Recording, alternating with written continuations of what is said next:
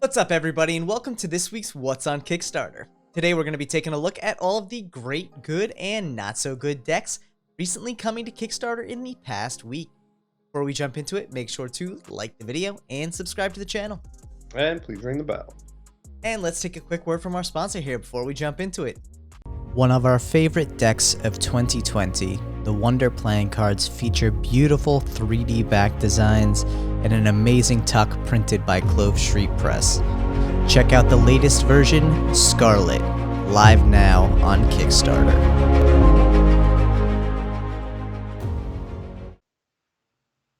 Odorant Dumb Matuant is an opulent cardistry deck designed with cuts and flourishes in mind, including metallic inks, fully custom faces to perfectly match the refacing theme, and a handmade matte tuck box.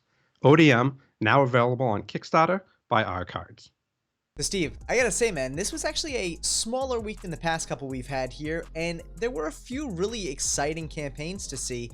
Not as many needs help as we've seen in some previous weeks, which is always really encouraging.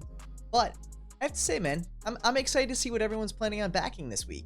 Yeah, I'm excited to see what you're planning on backing this week. You'll just have to stick around to the end and see, man. I don't even know what I'm going to be backing yet. So, yeah, let's find out.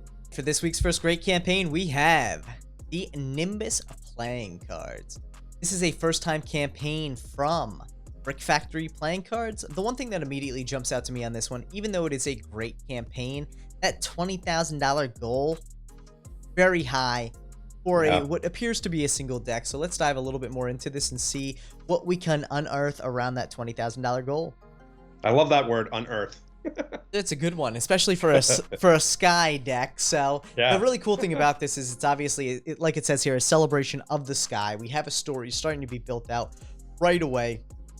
Talking about the motivation behind this.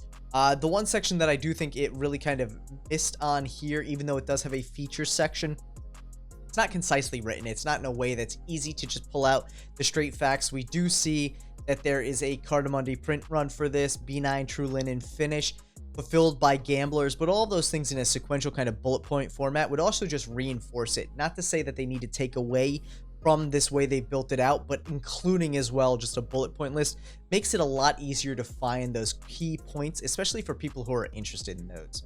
Yeah. Diving into it, we see this is actually a really visual deck. It's a one-way back design, which is really cool, but has a lot of potential on it. It's really quite interesting. Relatively standard-esque quartz, but redone with some background color there. It looks like some writing on the side here, which is also really interesting to see. Yeah, it looks like kind of, hand-drawn quartz in a way. Yeah, they're really fun. I like the coloring of them. Yeah. And you can see here that each of the face cards features the name of a wind system from around the world. So each suit features a specific geographic region, and within that region, each of the quartz is listing a name of a wind from that area, which is really interesting. You know, I think someone who really enjoys weather patterns is going to love this deck. Yeah, for sure. And anybody who likes counting crows. There you go, yeah. There you go. Creators Counting Crows fan. I actually do dig this kind of like secondary. I mean, I'm assuming this is not a standard suit within the deck, because it looks like the rest of them are pretty standard. Yeah. So this must be like one of the ad cards or the extra cards, which is a really cool kind of fun way to do it. Also allows a little bit of magic usage if you really wanted there, where it's going from a sunny card to a raining card, which is a fun little change there. I actually really dig that as well. Minimalist design with UV spot varnish on the tuck. Minimum, so there's going to be some UV reactivity to it, which is really cool to see. Dive into the stretch goals here. 15,000 GBP. They're going to be funded. Custom seals at 18. 22, everyone gets a sticker. 30, everyone gets an enamel pin. The one thing I will say, and we've seen this in the past, sometimes the enticement of an enamel pin within the playing card community, I don't know how much drive there is for enamel pins. So as a stretch goal, I don't know how much that's going to continue to push unless people really love pins. The other thing I would say with that is having some images to entice people and show them what the seal may look like, what the sticker may look like, and what the pins may look like will also help motivate people to get to those stretch goals if it's something that really interests them. Visuals always help much more than words in those situations. You know, obviously the way it's laid out is really nicely done, but those visuals would really add further to it. Yeah, I agree. And this picture of like the the uncut sheet is a little small. I would have liked to have seen it a little bigger or broken up a little bit more. Yeah, I think it's always tough to kind of figure out a way to show all of the cards, but as much as this is the easy one, I always feel like it never really hits the way it could. Even if you do it by suit and split it to maybe a four cards across, you know, 4 cards down, and you get a real vision for the whole suit. You talk a little bit about the story for that specific suit, because each of these suits does have a different theme behind it. That would have worked really well. Then you go into the next one, you get a little bit of a bigger image to really zoom in and see the artwork, because you can see these are custom ports which don't have as much visibility on this small image, and there's no way to click and make this larger. Yeah. Absolutely dig the campaign, though. I think they did a really good job here. You can see also there's actually well thought out risks and challenges. Kudos on that. We don't always see that, and I think it's really important to make sure that as a first-time creator and anytime creator that you're actually putting the needs of the backer first by showing the potential risks and challenges there. Yeah. What are we looking at price-wise? Price-wise, we are looking at $19 shipped. Nice. Good. Absolutely solid campaign price there. Really fun-looking deck, and I think from the fulfillment point of view, I know they also mentioned gamblers there. They also mentioned that for the UK, they would be handling fulfillment themselves, which I think is also an important part to touch on, just so that people know where their decks are coming from. So good job and good luck. If this does not fund, my guess would be it's probably because of the goal. So should this not fund, take it back to the drawing board, figure how you can bring that goal down a little bit, because honestly, from what we can see here, as a single deck run at, say, you know, 1,000 decks, this probably should have been sub $10,000. Yeah, agreed. Good luck. And for this week's first good campaign, we have the Veggies series, the Onion Deck playing card. This is actually a first-time creator from Knock and Knock Playing Cards, which is an interesting little fun name there. I love the whole premise of this deck, especially this like really unique up box there. Off the bat, the one thing that really does stand out, I wish they had a little bit more of a story to it. I think they really did a good job showing off the deck and showing off the aspects of it, the technical side of things. But I think for such a fun, interesting deck of cards, a great story really should have accompanied this. We see a little story right here, a fresh start of Onion inspired in the deck in the Veggie series. But beyond that, it doesn't really seem to carry much further. Why Veggies? Why Onions? What was the inspiration behind this? This back design is actually really dope, and it talks about it's inspired by Onion and Scandinavian retro floral designs. Honestly, even if this wasn't Onion themed, this is really, really cool. Yeah, it's totally a cool deck. I'm not a big fan of onions, but I like this deck. You know, I think the color is really cool. That, you know, purple looks really nice. You know, it looks like they have 2 different decks here with a foil and a standard. Yeah, which is really fun to see a foil addition to all of this, and it's actually available from the jump, which is really interesting instead of going as a stretch goal. What I really think is one of the big standouts for this, though, is this unique tuck box, which actually looks like an onion split in half that you pull apart to access the deck, which is really a clever approach to making something like an onion, which is such an everyday item, a little more exciting for a deck of cards. Yeah, I don't know how easy it would be to carry it, but it looks funky. Yeah, I mean, it'd be interesting. Probably not pocket-sized, but then again, not everyone's going to carry this deck of cards for, you know, everyday use. It's not like you'd be pulling this out to do magic unless you were really into onions as well. I mean, I guess you can use it as kind of some banter in the beginning of a trick or something, you know? It would definitely be interesting. I also dig the fact that they have this, like, Veggies salad box as a brick box option, which is really clever. So you have these 12 decks in these round onion tuck boxes that get put inside of this cardboard salad box, which kind of looks like a to-go container, which is really cool. Yeah, I can only imagine how big that box is. Yeah. It's got to be big if it has 6 of those round discs. Yeah, it's got to be side by side. Pretty good size for sure. So it's definitely not your average brick box size. I like the fact that they touch on the face cards as well. You can see that they're relatively standard, and they actually highlight what they've modified about them. So for the most part, relatively standard quartz with a little bit more accenting on it. So you can see the king here has a larger mustache. Jack has a redrawn and restylized mustache. So fun little aspects. The quartz themselves are still very, very standard in that aspect. So you could, in fact, use this for a magic deck if you really wanted. It's not so stand out that it would be a problem. Then you have these identical jokers here, which I think are really cool. interesting timeline in this as well. Production would be started by the end of July, completed by the 3rd week of August. All rewards will be shipped out before the end of August. That's actually a very tight turnaround time unless the artwork has already been approved and the contract is just waiting to be signed here. It very well could be that as soon as this funds, they're going to sign the contract and start the process. But if they miss any deadlines there, that is very tight. And the one thing I would say about that is you're better off to underpromise and overdeliver than overpromise and underdeliver in these situations. With the state of the world still with shipping being a little bit off, there's always a good chance that things could be delayed. So it's worthwhile to note that you don't know when this is going to actually be delayed if shipping worldwide shuts down, you know? So something there, always, you know, always overestimate how long something is going to take you versus underestimating. One other thing I will say that I really wish they would have on this is a feature section that would list off a lot of the aspects of the deck here. So with story and features, they really help drive a lot of the details you want to share with a potential backer for this. But what you also end up seeing here is that USPCC, WPJC, and gamblers are all mentioned in the risks and challenges, when in reality that shouldn't be the first place you're seeing these names coming up for printing and fulfillment. Obviously, the printers are mentioned higher, but this is one of the first times we're seeing gamblers in the mix. And with especially such a tight deadline, I want to know who's going to be handling fulfillment. Granted, sequentially, it comes almost right after, but it would almost be better to know ahead of time that a professional fulfillment service is being utilized for this before we even see that you're hoping to have this all shipped out by August. Yeah, how much are they coming in at? We are looking at, for the standard deck, $19 shipped, which for something this ornate is a really good deal. And then you're also looking at, for a foil version, it doesn't look like the foil decks are available individually. You have to go with the limited edition reward tier, which is 2 foil decks, 4 standard decks, the tuck boxes, and the salad container. $58, which is a very low price point, which means on that one you're looking at 6 decks for under $10 each, 2 of which are foiled and gilded.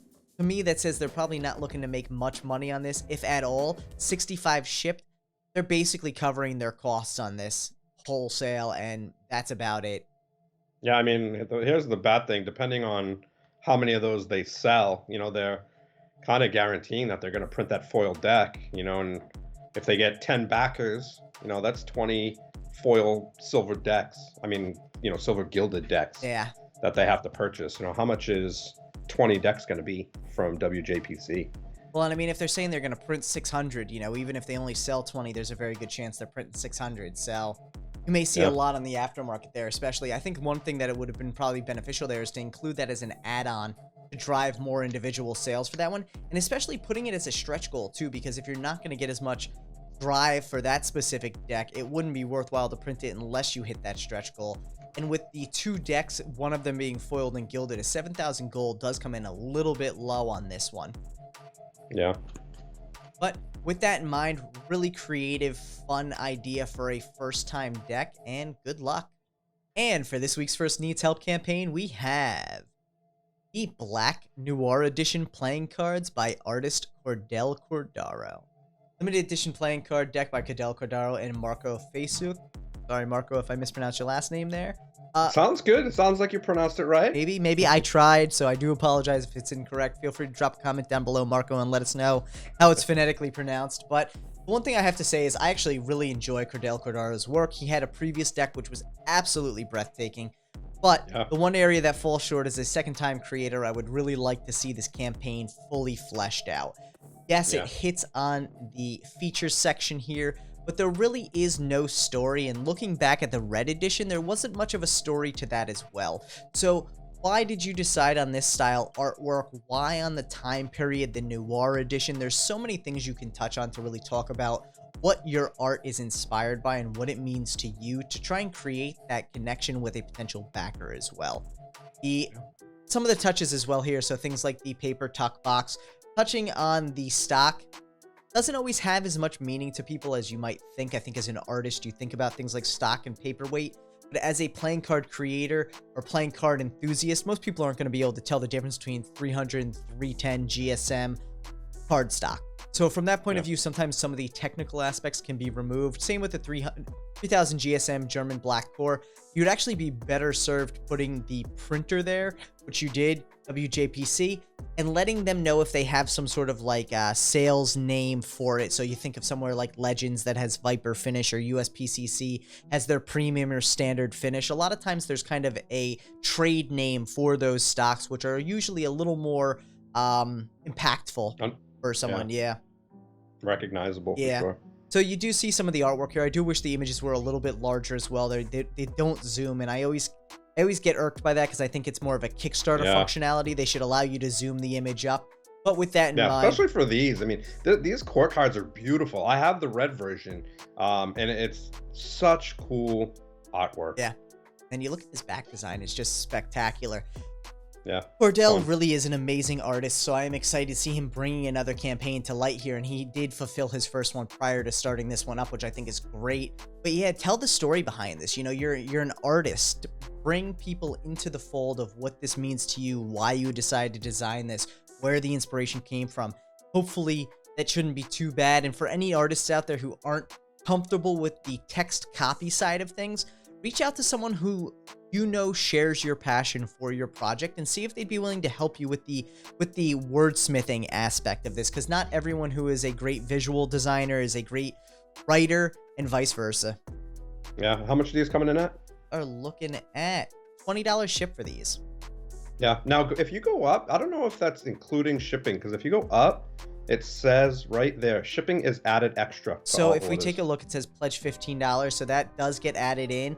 So to avoid confusion, what I would say is you could probably remove the shipping is included extra.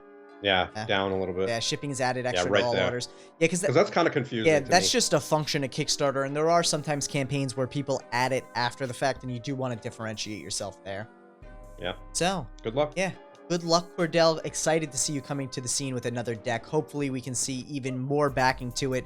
But the one thing I will say, and hopefully you take this as a word of encouragement here, is keep building out that story, because that's going to get you more visibility throughout the community and continue to drive that backer number up. So good luck.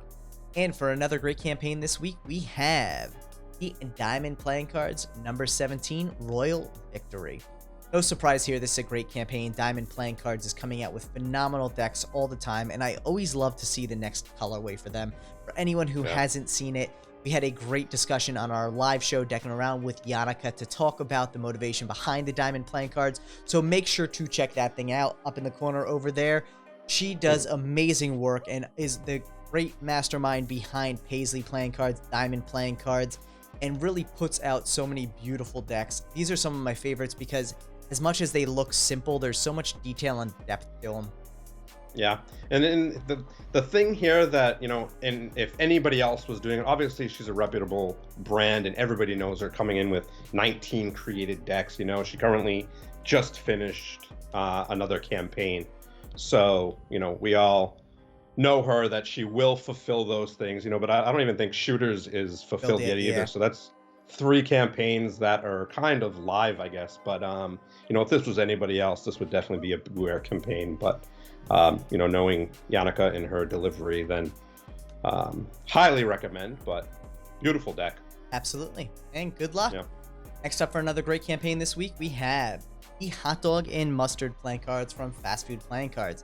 Absolutely great campaign here as well. I think Rich Lee is doing an amazing job with this brand and really hits home that hot dog vibe with this one. You know, it's funny because I think there's a lot of people who would argue whether or not they prefer ketchup or mustard or relish or one of a million different condiments on their hot dog. And as always, we'd always love to know what you guys like to eat on your hot dog. So drop a comment down below and let us know what you prefer on your hot dog, whether it be mustard, ketchup, relish, sauerkraut, pickles, whatever under the sun. But I do love to see... What do you like on your hot dog? I'll eat anything on a hot dog, no joke. So, terrible question for me because there is no wrong answer. But with that in mind, I do think Rich is doing a great job with building out his campaigns here. They're fun, they're visual, they show off the deck, and he really has been building out a great story around his brand. The one thing I would like to see is diving right into it. I'd like to see the brand itself take a second seat to the theme of the decks themselves, and also in his features, I'd like to see who's actually printing the deck. It is touched on farther down. bring that up to the top and make it easy to find. Yeah, good luck. Good luck. And for a good deck this week, we have the Moment X Cards Vivid Edition. This campaign is honestly on the cusp of being great, and one of the things that really stands out to me is just some of the final fit and finish aspects of a campaign. You want to see nice headers that bring a lot of the visual aspects that draw people's eyes into these campaigns. It's always important to remember that these campaigns are sales pitches. No question about it, they are made to sell, and so you want to make them as convincing and as eye-catching and as enticing as possible. One of the other things that stood out to me on this one is the deck talks about the color change aspect of it under a blue light. But getting into it, there's really only one image throughout this whole thing that shows that blue light aspect. That seems to be a running theme in this campaign, is the images just, there seem to be some missing to really show some close-up aspects of the court cards, of the recolored aces and indices and pips. Really a beautiful deck, and bringing some better imagery to it to help show it off would help a long way. Yeah. Good luck. Good luck. And for another good campaign this week, we have the Midnight Courts playing cards. Really an interesting campaign. Absolutely love the look of this deck. It's very vibrant looking. One of the things that stands out to me on this one, though, is a very low goal for what the deck is bringing together. So one of the things that stands out to me on this one, though, too, is there's a little bit of inconsistency in building out the campaign itself here. So we get into a section that's talking about printing, and it talks about, I have taken the time to find a printer that produces quality cards. I didn't settle, finish, and wait. Talks about the wait here, and then all of a sudden it talks about shipping, and then it gets back to the printer. Clearly, they probably should be two separate sections there, and I don't know if it just kind of was a little bit of a mix-up while I was putting it all together. Both Steve and I can attest to the fact that putting together a campaign can easily be overwhelming, so it's always good to have a second set of eyes just take a look through and make sure everything seems coherent. Because if someone's coming in and looking to read through the shipping section or the printing section, and all of a sudden they're getting information unrelated, it's going to be confusing, and you really want to minimize the amount of confusion in these campaigns. Yeah, good luck. Yeah. The other thing I would say on this one is a 6,000 Australian dollar goal for foil card backs and tuck box. All things considered, that's about $4,500. So depending on how many decks you're actually looking to print here, that could become very costly for the creator. So do make sure that you are actually building out goals that actually cover the entirety of your costs. If you're only looking to print 100 decks, cool, 2,900 goal and 4,500 for full foil is more than enough. If you're looking to print 2,500 or 1,000, there's a very good chance that you're going to either lose money on this campaign or have to pay out of pocket, or it just may not finish because of the lack of funding. So keep that in mind. Good luck. And Steve, I gotta say, there were some interesting campaigns this week. Not as many as I was expecting, considering the past couple weeks have been a little bit heavy. But what are you backing this week, man? I would back Diamond, and I would also back Cordaro. Very nice, man. Both big fan of those two. Cordell's work really is beautiful. I hope he puts the campaigns a little bit better going forward, just because they don't do justice to his artwork. He really is an amazing artist, and they really are fun. So I think putting together that campaign is just going to continue to expand his reach beyond what he's getting for his first campaign and then his second campaign. I agree with you there, man. Diamond absolutely looks beautiful this week. I actually really dig the Nimbus deck. I don't know what it is about it, but it has kind of an interesting vibe to it. The colored in background on the courts kind of reminds me of some of the traditional bicycle decks, or some of the custom bicycle decks that you see, like the Aura or the I can't remember which the other one is that's coming to mind there, but some of those had like that colored background style, which I really like. I think on my end, though, dude, that might be it as well. Yeah, it's slow week. Yeah, seven decks. It's hard to find, 5 that you're gonna back, but I'm okay with that. Sometimes you gotta save a little bit of money. But that's right. As always, make sure to drop a comment down below and let us know what you guys are going to be backing this week, because we always like to hear what everyone's interested in, whether it be playing cards or completely unrelated. And make sure to stick around for a minute here and find out what Steve and my fun campaigns are. One of our favorite decks of 2020, the Wonder playing cards feature beautiful 3D back designs and an amazing tuck printed by Clove Street Press. Check out the latest version, Scarlet, live now on Kickstarter.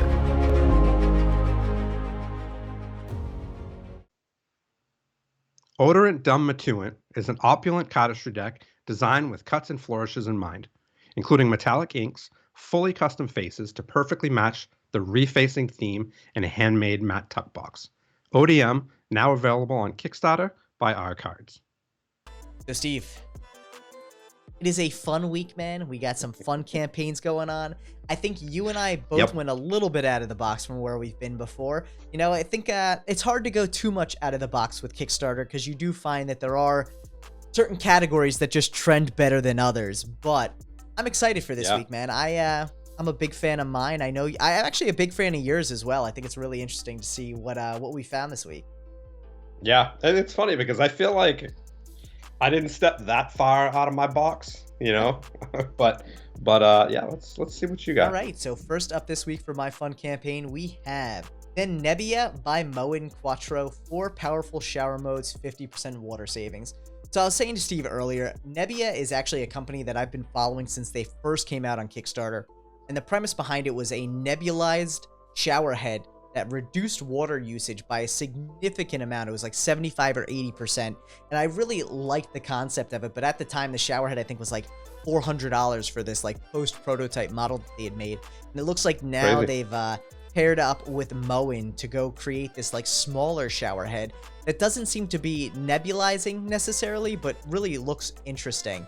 I'm always a fan of a good shower. I know we have some friends in the community who are big bath fans, but I am a shower person. I like the idea of a sauna and a steam shower, so this whole concept looks really cool. The shower itself, it looks like it has a magnetic back, that's so dope. Right? Makes it clean and easy. You don't have to struggle when you got like soap in your eyes trying to put the shower head back into the little like U hook there.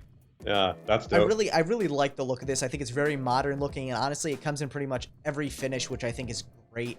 It doesn't come in rose gold, man. That's the popular color nowadays. You got the oil rubbed bronze if you really want to go a little more out there. God, I can't even imagine a rose gold bathroom. That would be heinous. I would not be able to buy that oil rubbed bronze just for the name. Well, that's the color, man. That's what it's called. I'm more of a chrome or a matte black person.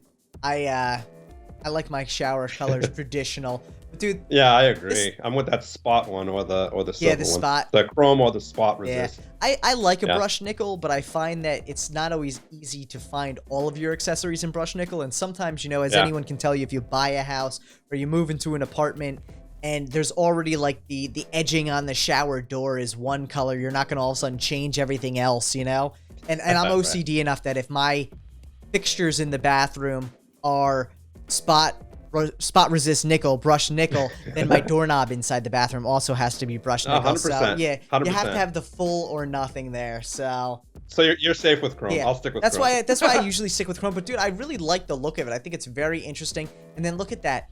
This is showing how much water it generates in the same amount of time as a standard shower head, which is interesting. A lot of people may know that, you know, when you buy a shower head these days, they have a water saver in it, which prevents the average flow of old school shower heads and really sometimes hurts the pressure behind it. So it looks like this is still a very full pressure shower head, which I think is a great thing to find.